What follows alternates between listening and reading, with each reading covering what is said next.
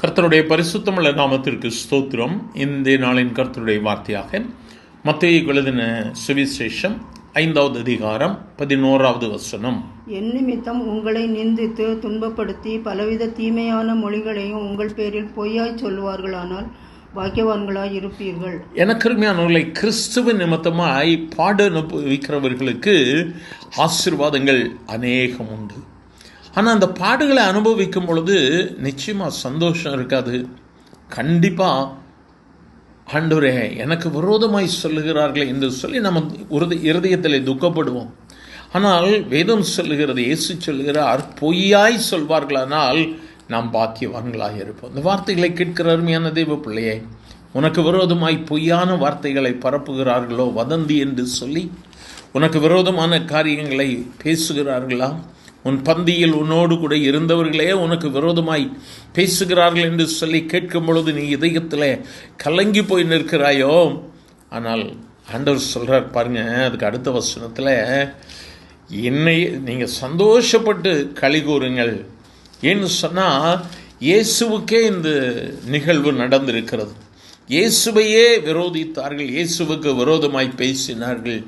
இயேசுவையே ஒருவன் கூட இருந்து காட்டி கொடுத்தான். ஒருவேளை நம்ம இயேசுவை போல் இல்லைன்னாலும் இயேசுவனுடைய பிள்ளைகளாக இருக்கிறோம்ல. ஆகவே இயேசுவ நிமித்தமாய் நீங்கள் நிந்திக்கப்படுவீர்களானால், தீமையான மொழிகள் உங்கள் பேரில் பொய்யாய் பேசுவார்களானால் கலங்கி போகாதுங்க. ஐயோ, இவ்வளோ விரோதமாக சொல்கிறாங்களே, இயேசுவை பிரசங்கிக்கிறேன், இயேசுவை பிரசங்கித்தேன், எனக்கு ஏன் இந்த பாடுகள்னு சொல்லி ரொம்ப கலங்கி போயிருக்கிறீங்களா?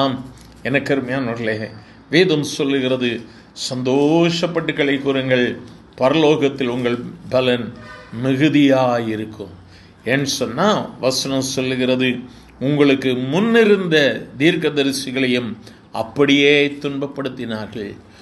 எனக்கு அருமையானவர்களே, நல்லா பாருங்க, உங்களுக்கு விரோதமாய் இன்று பேசிக்கொண்டு திரிகிறவர்கள் இதற்கு முன்பதாகவும் ஊழியர்களை குற்றப்படுத்தினவர்கள், ஊழியர்களுக்கு விரோதமாய் பேசினவர்கள். ஆகவே நமக்கு விரோதமாய் பேசுகிற கூட்டத்தை, நமக்கு எதிராக பேசுகிறாங்களே, கலங்கவே செய்யாதுங்க. கஷ்டமாக இருக்கும், மனதில் போராட்டமாக தான் இருக்கும். ஆனால் கர்த்தரிடத்தில் ஒப்பு கொடுத்து விடுவோம். நாம் கர்த்தரிடத்தில் ஒரு பெரிய பலனை பெற்றுக்கொள்ளப் போகிறோம்.